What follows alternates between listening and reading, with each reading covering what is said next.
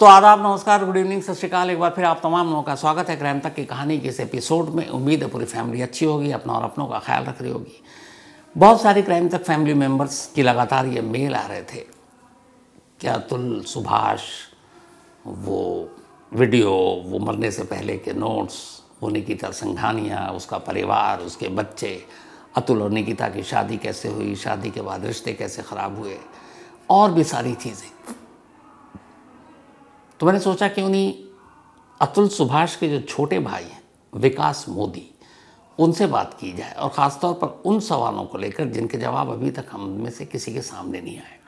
जैसे एक सवाल खुद ही मेरे जहन में लगातार एक दर्द बनकर कचोट रहा था, वो ये कि इंसाफ की ये लड़ाई कितने आगे तक चलेगी मालूम नहीं, लेकिन एक शख्स की अस्थियां अगर घर में पड़ी हों और कब तक पड़ी हों उसका जवाब किसी के पास ना हो, और उस घर में तमाम जिंदगियां हैं। ज़िंदगी का नाम ये है कि हर गम, दुख, दर्द, तकलीफ़ के साथ आपको आगे बढ़ते रहना है, लेकिन वो एक चीज़ लगातार आपको वही याद दिलाती रहेगी, तो फिर उस घर के लोग कैसे जीते होंगे। तो ऐसे तमाम सवाल थे, और इसीलिए फिर मैंने सीधे अतुल सुभाष के छोटे भाई विकास मोदी से ये बातचीत की, और आज ये पूरी कहानी जो है इसी बातचीत के ज़रिए आप तक पहुंचा रहा हूँ। आज ही आपकी मां की तरफ से सुप्रीम कोर्ट में एक अर्जी लगाई गई थी, एक पिटीशन, जिसमें अतुल के बेटे की कस्टडी को लेकर बात की गई थी।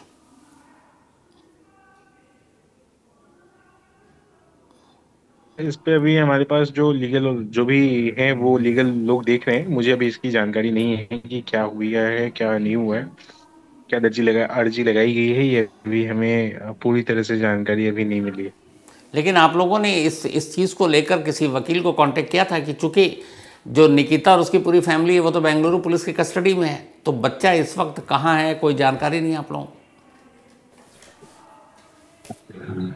सर अभी अभी हमारे रिचर्स हैं, तो अभी हमें ये नहीं पता है कि हमारे एडवोकेट की जो टीम है वो मैटर को देख रही है। वो लोग जो भी ओपिनियन दे रहे हैं हम उस पर काम कर रहे हैं। तो अभी हमें ये नहीं पता कि उन्होंने क्या किया है क्या नहीं किया है। अच्छा, ये विकास साहब, एक बहुत चीज़ जो है वो बहुत कन्फ्यूज़न पैदा कर रही है, वो ये है कि बेंगलुरु पुलिस ने कहा बाकायदा मीडिया के सामने आकर कि हमने जो एफआईआर में 4 नाम लिखे हैं वो आपने जो नाम लिखाए थे वही लिखाए थे। तो क्या आपने कंप्लेनेंट के तौर पर सिर्फ 4 नाम लिखाए थे? क्योंकि जो नोट है जो अतुल छोड़कर गए उसमें 6 नाम थे, तो ये 4 नाम भी आपने लिखाए थे या आप पर पुलिस ने कहा था? क्या था ये मामला? सर अभी उस टाइम पे हमें कुछ समझ नहीं आ रहा था। हमने जो प्राइमा फेसी जो हमें वो दिखे थे डॉक्यूमेंट, उसमें हमने जो देखा था हमने उस बेसिस पे नाम दर्ज करवाए थे। अभी हमारी जो भी आगे वो होगी स्टेटमेंट होगी या जो भी होगा, उसमें हम पूरी तरीके से अभी जो चीजें हमने देखी है, हमने जो जो चीजें पता चली है, वो सारे नाम दर्ज हो जाएंगे। इसलिए कि सोशल मीडिया पे बहुत कई जगह पे ये चल रहा है कि शायद आपके ऊपर दबाव डाला गया कि सिर्फ 4 नाम लिखें और बाकी जो 2 नाम उनको छोड़ दें। क्या ये सच है? वो सारी चीजें जो है वो अभी मुझे नहीं पता है सर कि क्या है क्या नहीं है, सोशल मीडिया में क्या चल रहा है नहीं चल रहा है। अभी जो चीजें हैं वो हमारी जो भी जैसे लीगल टीम एडवाइस करेगी हम वैसे सारी चीजें करेंगे या देखेंगे। जो पूरे देश ने देखा, हर तरफ इसी पे बात भी हो रही है, जो चाहे 1 घंटा 21 मिनट 46 सेकंड का वीडियो हो या 23 पेजेस के नोट हों, सुसाइड नोट, तो उसमें सारी चीज़ें थी कि इसके बाद फैमिली से भी बात करेंगे। आपकी फैमिली से आखिरी बार अतुल की कब बात हुई थी?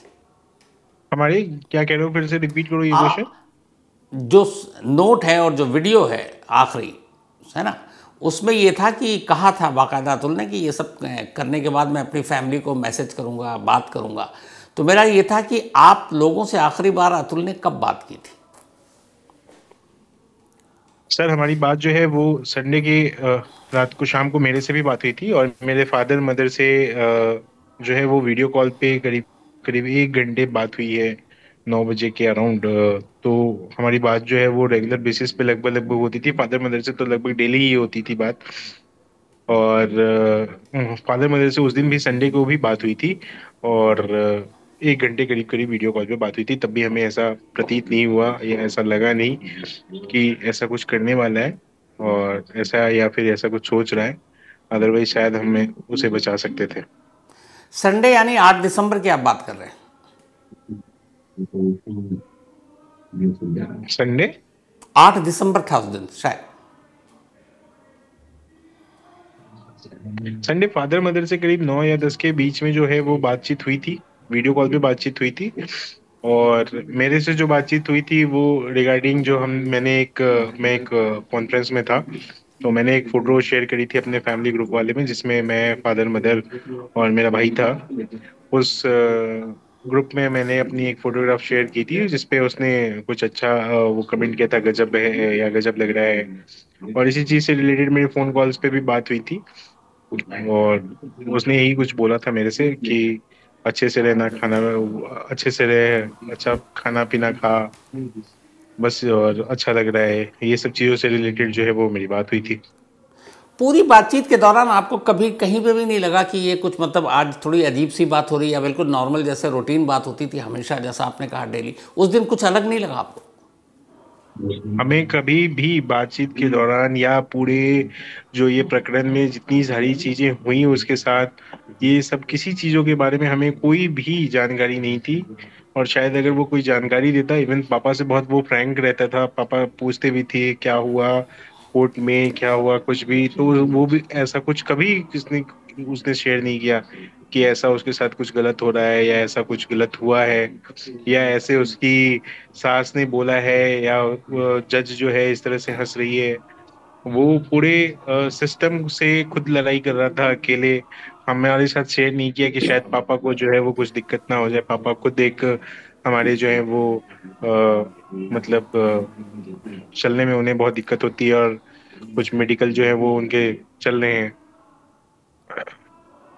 तो उसने कभी पापा के साथ ये सब चीजें बताई नहीं कि पापा को कोई दिक्कत हो जाए या कुछ, वो इन सब चीजों के बारे में सोचें। ना ही वो मेरे से डिस्कस किया। मैं तो ये सोचता था कि कोर्ट के डेट्स हैं, डेट पे डेट ही चलते रहते हैं, तो डेट ही चल रहे होंगे, नेक्स्ट डेट आ जाएगा, नेक्स्ट डेट आ जाएगा, यही होगा। और अल्टीमेटली जो डोमेस्टिक चीजों में होता है वो सेटलमेंट होता है, तो जब सेटलमेंट की चीजें आएंगी तो शायद उस पे जो है वो न्यायपालिका जो है वो डिसाइड करती है कि कितना क्या करना है, नहीं करना है। तो अल्टीमेटली मैं तो ये सोच के कुछ ज्यादा चीजें इन्वॉल्व होता नहीं था, बट मेरे भाई ने अब जो मुझे काम दिया है उसमें मैं पूरे इन्वॉल्वमेंट के साथ जो है वो इसे एट द एंड तक लड़ाई करूंगा इसके लिए। मैं यहाँ पे वही आपके इसी सवाल को दोबारा पूछ रहा हूँ, वो ये है कि विकास साहब, जब आखिरी 8 दिसंबर को कॉल आया, आपसे बात हुई, आपके मम्मी पापा से बात हुई, मैं ये नहीं कह रहा हूँ कि उसने कभी बताया नहीं, उस दिन बात करके आप लोगों को अंदाज़ा ज़रा सा भी नहीं लगा था कि ये कोई ऐसा स्टेप उठाने जा रहा है किसी भी बात आप से? ऐसा दोबारा नहीं? वही क्वेश्चन पूछ रहे हो, मेरा दोबारा वही आंसर है कि अच्छा, फादर मदर से भी बात करके उन्हें मतलब नहीं आप पता लोगों को चला कि एहसास ऐसा नहीं कुछ हुआ? होने वाला है। हाँ। बिल्कुल नहीं हुआ। ओके। अगर होता तो शायद कोई भी अपने बेटे को जो है वो इस कंडीशन में तो नहीं छोड़ता। जी बिल्कुल सही कहा आपने। अगर ऐसा कुछ कंडीशन थोड़ा सा भी हमें पता होता, या उसके मेंटल स्टेट के बारे में कुछ ऐसा कि वो सोच भी रहा है या करने का सोचा भी है, तो शायद हम उसे बचा सकते थे। अगर हमें कुछ टाइम मिलता तो हम शायद उसके घर पे कोई कुछ लोगों को भेजते जो इस तरह की चीजें होने से जो पूरा वीडियो है और सुसाइड नोट है, उसमें ये मेंशन किया गया है कि आप और आपके फादर के बारे में भी, कि कुल मिलाकर शायद 2 या 4 दिन आप लोगों की मुलाकात हुई होगी निकिता के फैमिली से, एक शादी में और एक शायद निकिता के फादर के डेथ पर, कुल 2 या 4 दिन। तो उसके बावजूद आप लोगों को इस पूरे केस में, आपको या आपके फादर या आपके पेरेंट्स को, उन लोगों ने क्यों घसीटा?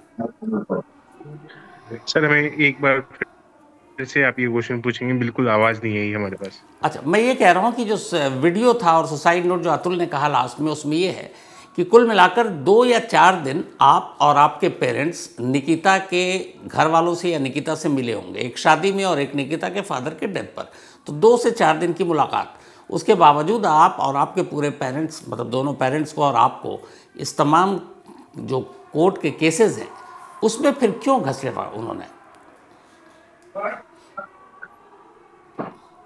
ये तो एडवोकेट की जो उनकी टीम है, जो एडवोकेट्स के जो रवैये होते हैं वो आजकल यही होते हैं कि अगर आपके केसेस को दर्ज कराने हैं, चाहे वो एक दिन के लिए मिला हो कोई व्यक्ति, इवन बहुत सारे ऐसे केसेस हैं जिसमें जो लड़की के का जो जो ससुर है या जो भी उसका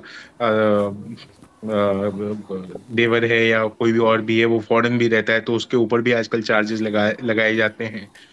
तो तो ये तो सिस्टम इशू है, और इसी सिस्टम के खिलाफ जो है वो मेरे मेरे भाई ने जो है वो अपनी जान गंवाई है, और इसी सिस्टम के खिलाफ जो है वो मुझे लड़ाई करनी है, और मैं इस लड़ाई में जो है एट द एंड तक लड़ाई करने के लिए रेडी हूँ। एट द एंड तक लड़ाई करके जाने के लिए मैं तैयार हूँ, और इस सिस्टम के खिलाफ जो है वो लड़ाई करूंगा। और शायद सुप्रीम कोर्ट ऑफ इंडिया, शायद आज न्यूज में मैं देख रहा था कि कुछ चीजों का संज्ञान उन्होंने लिया है, जिसके लिए उन्होंने कुछ चीजें जो है वो बताई हैं।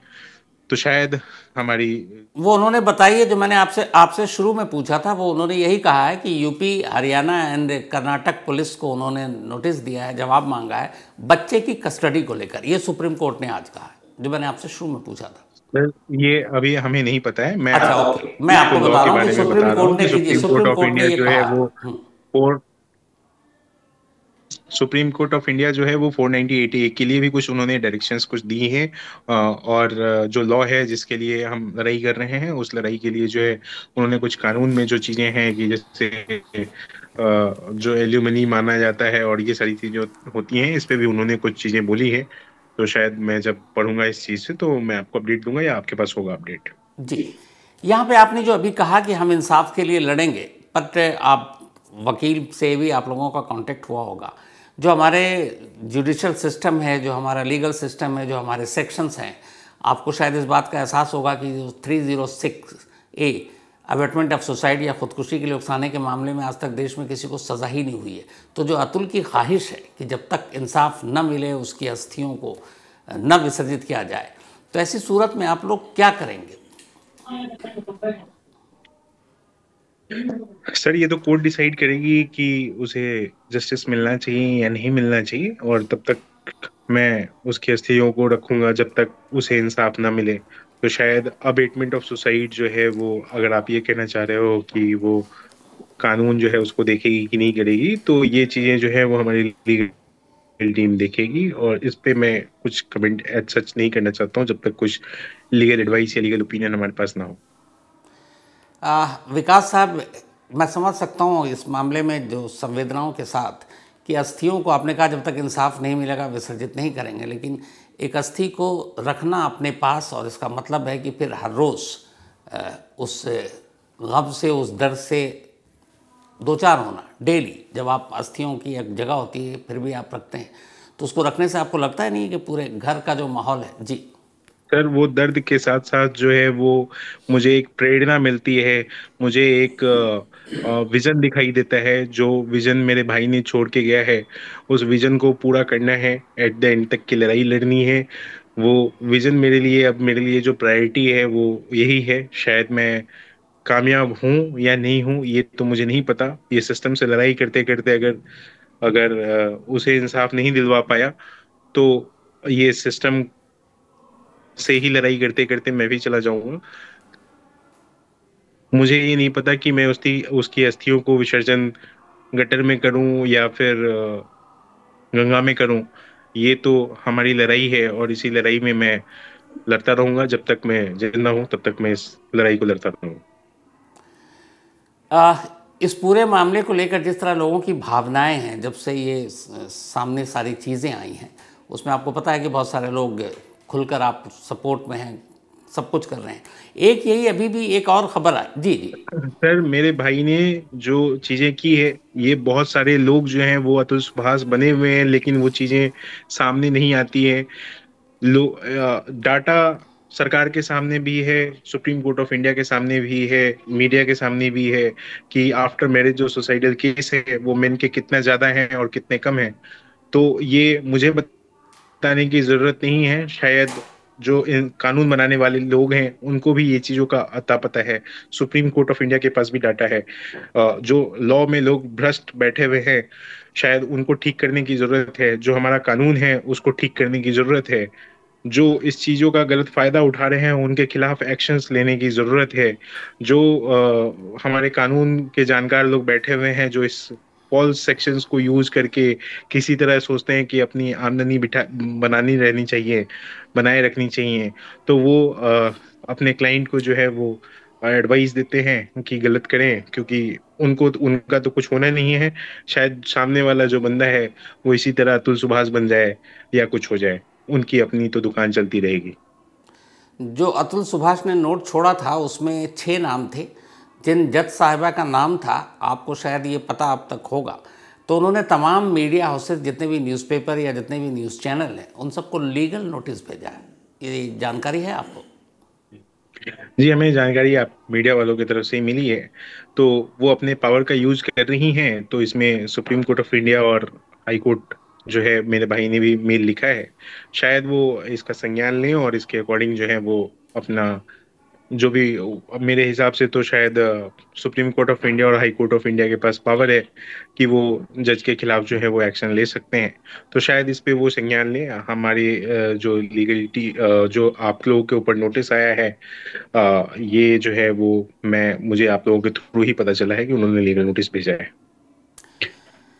ये बताइए जी। एक आवाज बंद करने से ये आवाज बंद नहीं होगा। ये जज साहिबा को पता होना चाहिए, या जैसे भी हो, आवाज बंद करने के लिए आप वो ये सब चीजें अगर कर रही हैं तो शायद गलत है, और इससे आवाज जो है वो देश की बंद नहीं होगी।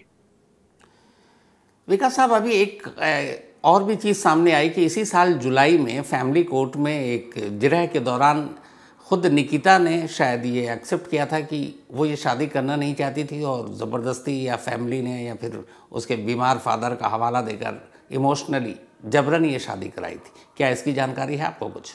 उन्होंने ये सारी चीजें अगर एक्सेप्ट की हैं तो उन्होंने शायद मेरे भाई के ऊपर 302 का भी सेक्शंस जी। लगाया हुआ था। तो ये कोर्ट को डिसाइड करना चाहिए कि ये फॉल्स केसेस उन्होंने क्यों लगाया, मेरे भाई को क्यों हरास किया, जब उन्हें ये पता था कि उसके फादर की बीमारी 10 साल पहले से चलती आ रही है और हार्ट की प्रॉब्लम है, और ये भी कहा गया था कि वो शायद ज्यादा दिन जिंदा ना रहें।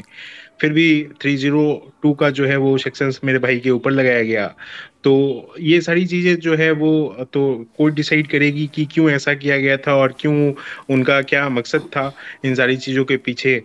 तो ये तो कोर्ट को डिसाइड करना है। मेरे बोलने से शायद ये चीजें का इंसाफ नहीं मिलेगा मेरे भाई को। ये इंसाफ हमें लड़ाई लड़के ही लड़नी पड़ेगी, और इस एट द एंड तक मैं रेडी हूँ इस फाइट को करने के लिए। मेरे जो क्वेश्चंस हैं वो मैं जरूर बनाऊंगा कि मेरे जो क्या क्या क्वेश्चंस हैं, और अभी तक मैं जो केसेस में नहीं था, उस सारे केसों के बारे में मैं स्टडी करके फिर मैं अपने क्वेश्चंस रेडी करूंगा। आप बिल्कुल लड़ाई लड़ेंगे। आपके पेरेंट्स का इस मामले में क्या कहना है विकास साहब? सर, मेरे पेरेंट्स ने ऑलरेडी, जो मेरे भाई ने अंतिम इच्छा जाहिर की है कि उसके बेटे को जो है वो उसकी कस्टडी जो है वो हमें दे दी जाए। तो इसके लिए भी मुझे फाइट करना है, न्याय की प्रक्रिया से फाइट करना है। और जो भी न्यायालय का जो डिसीजन है, शायद मैं जो वो लोग बैठे हैं जो शायद मेरे भतीजे को एक अच्छी शिक्षा, एक अच्छा प्लेटफॉर्म, मेरी मदर ने मेरे भाई को अतुल सुभाष जैसा बनाया, तो शायद मेरे भतीजे को भी मेरी माँ एक अतुल सुभाष बना सकती है, डेफिनेटली बना सकती है। और मैं और मेरे फादर मदर उसको एक अच्छी शिक्षा, एक बेहतर इंसान बनाने के लिए और इस तरह के लोगों से दूर रखने के लिए जो है वो हम लोग पूरा प्रयास करेंगे, जो ये सब चीजों के बारे में सोचती हैं, जिनको सिर्फ एक पैसा ही सब कुछ है उनके लिए, और जो जो चीजें उन्होंने की है वो शायद कहीं से माफी लायक नहीं है। इस हादसे की जब खबर आई, पूरे देश को ही वो वीडियो, वो सुसाइड नोट सबने देखा, उसके बाद से निकिता या निकिता के परिवार ने कभी आप लोगों से कांटेक्ट करने की कोशिश की, किसी भी फैमिली मेंबर के थ्रू या किसी जब? सर, उनके उनके फैमिली से हमारा कोई कांटेक्ट था नहीं। खासकर मेरा तो बिल्कुल ही कोई कांटेक्ट नहीं था, और फादर मदर का भी कोई कांटेक्ट नहीं था, और उसके बाद भी उन्होंने कोई कांटेक्ट करने की कोशिश नहीं की। शादी के बाद कभी निकिता ससुराल यानी कि आपके यहाँ घर आई थी? सर, शादी के बाद जो है वो 2 दिन के लिए वो यहाँ आई थी हमारे यहाँ घर पर। उस 2 दिन के बाद जो है वो आज तक कभी घर पे नहीं आई हमारे। आपसे कैसा रिश्ता था? शादी के बाद की बात कर रहा हूँ, बात की नहीं, जब शादी हुई उसके बाद। सर, मेरा ये रिश्ता था कि शायद 2 दिन जो आई थी वो मिली थी, तो उसमें बहुत ज्यादा चीजें बातचीत नहीं हुई थी। उसके बाद का जो रिश्ता था वो ये रिश्ता था कि शायद उनके बर्थडे पे मैं उनको हैप्पी बर्थडे विश कर देता था, मेरे बर्थडे पे वो मेरे बर्थडे को विश कर देती थी, और शायद फाइनेंशियली रेंड होने के बाद कुछ आईटीआर के अगर कुछ काम पड़ते तो शायद मैं आईटीआर फाइल करता था उनका। इसके अलावा जो बातचीत है वो बिल्कुल ना के बराबर होती थी। आप अतुल से बड़े हैं या छोटे हैं भाई? मैं छोटा हूँ। आप छोटे हैं। आपकी शादी हो गई? नहीं। शादी को लेकर अब आपकी राय क्या है?